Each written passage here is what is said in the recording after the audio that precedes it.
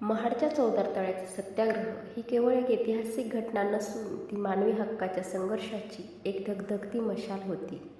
हा प्रसंग डॉक्टर बाबासाहेब आंबेडकरांच्या नेतृत्वाखालील आत्मसन्मानाचा एक हुंकार होता. त्या दिवशी महाडच्या हवेत एक वेगळीच तडफ होती. हजारो जनसागर एकत्र जमला होता. पण हा जनसागर कुणावर आक्रमण करण्यासाठी नाही, तर शतकानुशतके नाकारले गेलेले माणूस असण्याचे हक्क मिळवण्यासाठी जमला होता. 20 मार्च 1927ची ती सकाळ. सूर्योदयाच्या कोवळ्या उन्हामध्ये चौदार तळ्याचे पाणी चकाकत होते. ते पाणी केवळ निसर्गाची देणगी नव्हते, तर ते प्रतीक होते अशा विषमतेचे, जिथे पशुपक्ष्यांना पाणी पिण्याची मुभा होती, पण माणसाला मात्र बंदी होती. डॉक्टर बाबासाहेब आंबेडकर शांत पण ठाम पावलांनी तळ्याच्या पायऱ्या उतरू लागले. त्यांच्या मागे हजारो डोळे आशेने आणि संघर्षाच्या भावनेने ओले झालेले होते.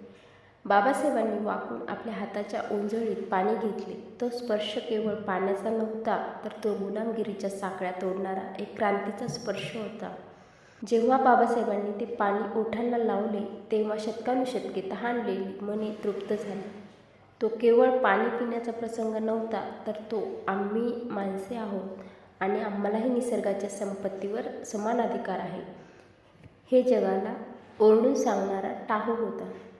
पाणी तर सर्वत्र असते, पण चौदार तळ्याच्या त्या घोटात गुलामीतून मुक्त होण्याची चव होती.